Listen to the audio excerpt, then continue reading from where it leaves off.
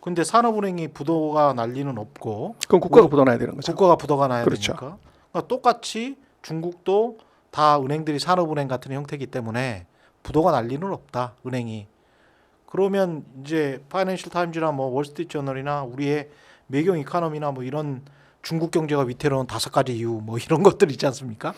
이런 것들 어떻게 봐야 돼요? 매경 이코노미에서 그렇게 예. 썼는데요. 제가 볼 때는 그건 이제 중국에 대한 이해가 조금 부족한 상태에서 기사가 나간 것 같아요. 그래서 그 안을 뭐 이렇게 들여다보면 이제 뭐 인구가 줄어서 뭐 그렇고 하는데 그렇죠. 인구- 성장 엔진이 식어간다. 그렇죠. 근데 그거를 이제 어떻게 볼 수 있냐면 네. 금년에 중국 GDP 성장률 5.3, 5.2를 보는데 이거는 전 세계에서 인도 다음번에 높은 성장률이에요. 한국이 지금 1.5를 성장 겨우 한다고 하는데 그렇죠. 한국이 3배를 성장하는 나라를 어떻게 봐야 되냐? 성장 엔진이 이제 식어간다. 식어갔냐? 이게 말이 되냐는 얘기예요. 네. 그리고 중국이 작년에 인구가 감소를 했는데 우리는 2020년부터인가 벌써 내리 3년 인구가 감소하잖아요. 그렇죠. 일본은 2011년부터 거의 10몇 년 동안 인구가 감소해요. 그러면 한국하고 일본은 어떻게 됐냐? 그걸 좀 봐야 되고 또 중국의 기업 부채가 많아서 그렇다고 그러는데 중국의 기업 부채가 GDP 대비 한 160%인데 프랑스는 그보다 더 높아요. 그럼 프랑스는 기업 부채 때문에 망한다. 네. 이런 얘기 하나 이거죠. 그리고 뭐 인구가 이제 이 줄어들고 고령화가 심해서 그렇다고 그러는데 인구 고령화는 우리하고 일본하고 중국하고 비교하면 우리가 제일 높아요. 그렇죠. 중국보다 훨씬 네. 더 높단 말이에요. 네. 그리고 인구 애를 안 낳아서 문제라고 그러는데 학교 출산율도 보면 일본하고 한국하고 중국하고 따지면 우리가 제일 그렇죠. 낮죠. 최악이죠. 예. 그러면 그렇게 놓고 보면 이제 중국이 이게 문제가 됐다고 하면 한국은 인구 고령화 문제, 출생률 문제, 뭐 이것을 어떻게 자유롭냐.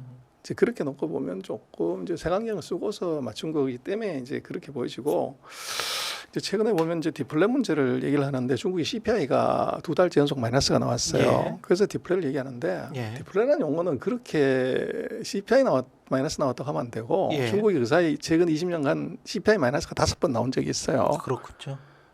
근데 우리가 디플레라고 얘기를 하면 CPI도 마이너스 들어가야 되지만 중요한 건 소득, 생산, 소비가 다 마이너스 들어가야 그렇죠. 돼요. 예. 성장률 자체가 마이너스. 그렇죠. 예. 근데 5% 성장하는 나라에서 디플레다 이건 조금 말의 어폐가 있죠. 근데 중국의 CPI는 왜 마이너스냐고. 소비자 물가지수 왜 마이너스입니까? 그래서 이제 이게 예. 우리하고 다른 점인데 우리가 예. 이해를 못하는 건데 중국은 이제 소비자 물가지수의 구성 요소 중에서 가장 높은 비중을 차지하는 게 먹고 마시는 음식료 비중이에요. 이게 거의 30% 가까이 됩니다.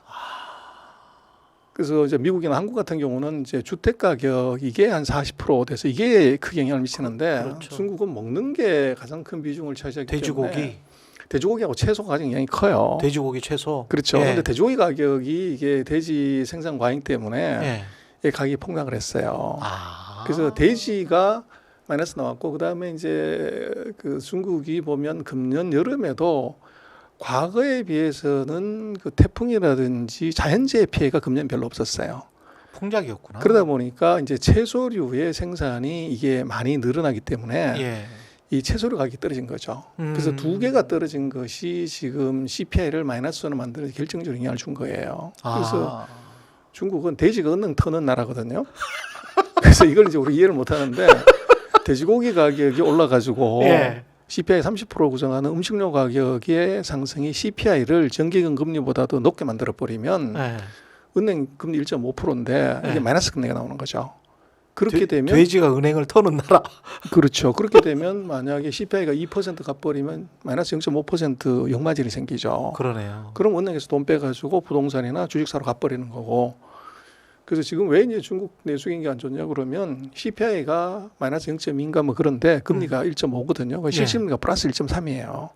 그래서 은행에 이제 예금이 금년 7월 달인가 보면 31조 가까이 최근 3년 중에 가장 이제 많이 예금을 해요. 예. 그게 바로 이제 그 영향이 있는 거죠. 음. 근데 이제 디플레라는 거는 그 우리도 그렇지만 코어 CPI로 봐야죠. 예. 그래서 그런 에너지하고 물가주시고. 음식료 이거를 뺀 예. 미국도 마찬가지로 그걸 판단하는데 그렇죠. 중국 같은 경우는 지금 그 CPI는 마이너스이지만 예. 코어 CPI는 지금 플러스 0.6인가 그래요. 마이너스가 아니에요. 예. 에너지와 식량을 뺀 그렇죠. 나머지는 플러스다. 그렇죠.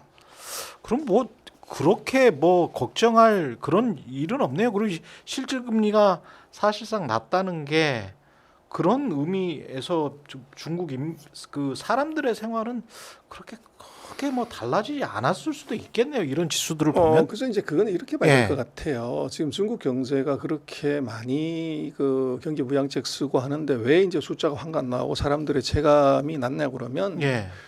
그거는 제가 볼 때는 그 스케일링 이펙트라고 그러죠. 그 상처 효과. 그래서 최근 3년 동안에 이제 어떻게 보면 코로나 때문에 봉쇄를 하고 예. 이랬던 것의 그 후유증이 결국은 중국이 3년 동안 동네 밖에 못 나가고 다른 지역 못 나가고 차 타고 밖에 못 가고 하는 그게 중국 사람들의 소비 본능을 이걸 잊어버리게 만든 것 같아요. 그래서 소비하는 걸 잊어버린 거죠. 예. 밖에 나갈 수 없으니까. 예. 그러다 보니까 이제 저금을 많이 하게 되는데 그래서 우리도 그렇습니다만 이러냐지만 경기가 좋으면 저금을 많이 하는 게 아니라 경기가 나빠지면 오히려 저금을 많이 하는 경향이 있어요. 그렇죠. 미래를 대비해야 미래를 되니까. 대비해서. 그래서 예를 들어 네. 돈 300만 원 내가 버는데 이게 3년 동안 중국은 경기가 안 좋았으니까 미래를 위해서 내가 준비를 하자 그러면 100만 원씩 내가 저금하겠다. 예. 그래서 300원에서 100만 원 저금해서 200만 원을 쓰고 있었지만 이게 이제 경기가 계속 나쁘니까 소득이 줄었단 말이에요. 200만 원 됐단 말이에요. 예. 그럼 200만 원이 되면 저금 얼마 하냐?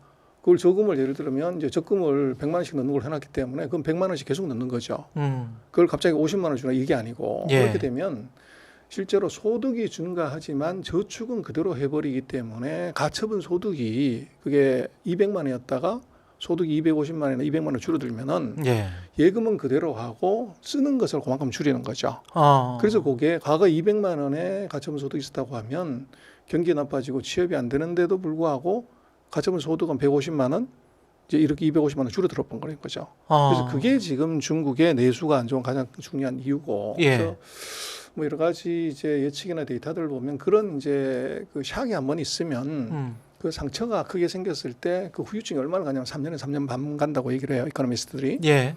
그래서 그렇게 보면 제가 볼 때는 이제 2020년에 코로나가 터지긴 했지만 중국이 2020년은 그렇게 샥이 크지 않았어요. 봉쇄를 안 했기 때문에. 예. 그래서 2021년부터 본격적으로 21, 22, 23 그러면 3년에서 3년 반을 본다고 하면 금년 말에서 내년 상반기 그때까지는 그 상처 효과가 있어서 예. 사람들이 돈을 안 쓰는 거죠. 그래서 그렇게 보면 지금 내수는 그 뭐 그런 말 있지 않습니까?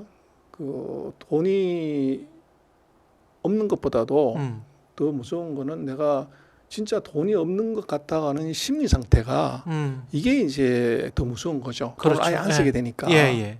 그래서 지금 중국 같은 경우는 바로 그런 상태. 그 코로나 3년의 트라우마가 거기에 치유되는 기간 한 3년에서 3년 반 시간을 놓고 보면 그 트라우마에 지금 갇혀져 있는 것 아닌가 싶어요. 근데 그럼 그거 누가 깨우냐 그러면 결국은 정부죠. 정부가 정책을 어떻게 해서 이제 소비를 자극시키는 그렇죠. 건데 중국 아까 말씀드린 것처럼 부동산에 대해서 규제 싹 다 풀고 예.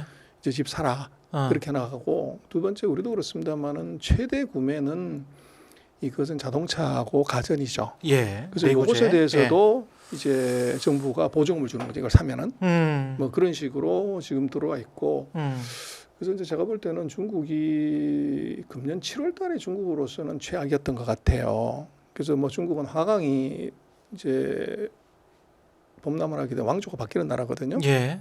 그래서 화강은 흙이 계속 쌓이기 때문에 제방이 화강보다 높아가지고 이게 넘어버리면 이게 다 이제 끝나는데 예.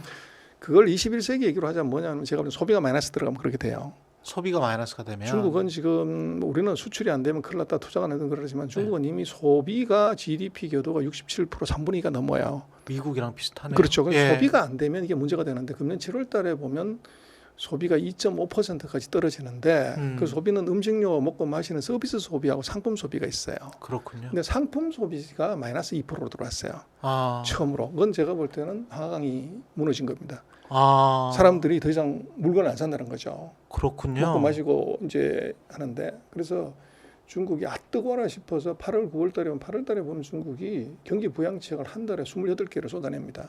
그랬었군요. 그래서 그렇게 최근 20년간 그런 적이 없어요. 그래서 그거 제가 볼 때는 중국 정부가 갖는 인식은 야 화강이 터졌다 이거 안 막으면 큰일 난다. 상품 소비가 마이너스 2%될 그렇죠. 때. 그래서 이게 아까 말씀드렸던 것처럼 이제 먹고 마시는 건 하지만 절대 그렇지. 물건 안 산다는 겁니다. 제가 제가 한 달 전에 그 샹하이를 출장을 갔었는데 저는 뭐 갈 때마다 이제 난징루 우리 같은 명동을 가보는데 예. 사람이 많아요. 바글바글해. 근데 문제는 안 사. 자세히 보면은 핸드폰만 들고 다니지 아, 손에 쇼핑백이 있는 사람이 없어요. 그냥 밥 먹고 사진만 찍지. 아. 거기가 이제 우리 같은 명동이니까 전부 쇼핑거리란 말이에요. 그렇죠. 물건 안 사요. 그래서 이게 결국은 립스틱 이펙트. 아. 이게 경기가 먹고 부진하구나. 마시고 쓰기만 하지 예. 이 상품을 안 사는 것. 음. 그게 이제 눈에 보이는 현상이고. 그래서 중국으로서는 이제 이게 상품 소비가 안 된다고 하는 것은 제조업이 이게 안 된다는 거죠. 그렇죠. 그래서 이게 상품 소비를 시키려면 자동차 이거 사기 시켜야 된다. 세금 아. 깎아줘라. 아. 가전 깎아줘라. 뭐 자동차라는 게 부품만 2만 개가 넘는다고 그러잖아요. 예. 자동차 팔리면 이제 다운스트림이 확 좋아지니까. 그렇죠. 그 노력을 지금 7월 달에 사태 터진 거 보고 8, 9, 10월에 왕창 지금 쏟아냈고 그래서 지금 11월 달 통계를 보면 소비가 2.5에서 지금 10.1%까지 두 자릿수로 만들어 놨어요. 10.1%. 그렇죠. 원래 이제 두 자릿수로 오는 것이 정상인데 아. 그게 2%까지 떨어졌던 거죠. 아. 그래서 그것은 제가 볼 때는 아마 정치적인 의미로 보면은 그 리커창 정부하고 지금 리창 정부가 스위칭하는 과정에서 예. 정책의 어떤 핸드오버 과정에서 조금 이제 문제가 있는 것 같아요. 아. 그래서 뭐 중국 사람들 농담으로 얘기했지만 새로운 총리가 지난 총리는 리커창 총리인데 이번 총리는 가운데 커차가 없어요. 예. 리창 총리야. 예. 근데 이 커라는 게 중국말로 보면 1g 그럴 때 예. 이게 커거든요. 아. 그래서 1g 모자란 총리. 1g 모자란 총리.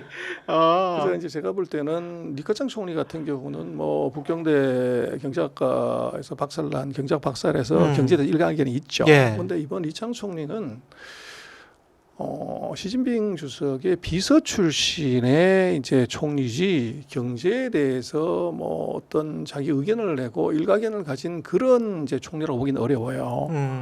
그리고 역대로 중국의 총리들은 이제 취임하기 전에 5년 전에 중앙에 올라와서 부총리로 5년 일을 하고 난 다음번에 이제 총리 업무를 맡는데 이번에 리창 총리는 상하이 당석이 하다 바로 올라온 거예요. 아. 중앙정부의 경험이 전혀 없는 거죠. 예. 그러다 보니까 아마 정책 헛발질이 있었다. 이게 이 CPI가 한 자릿수 한참 아래로 떨어지고 소비가 이게 마이너스로 들어가는 그 과정을 뻔히 보고 있었다는 거죠. 그냥 넋 놓고 보고 있었다? 액션을 바로 못했다는 예. 거죠. 그래서 제가 보는 그 정책의 실기가 결국은 이제 이게 정권 교체기에 그 그렇군요. 핸드오버 문제가 있었던 것 같아요.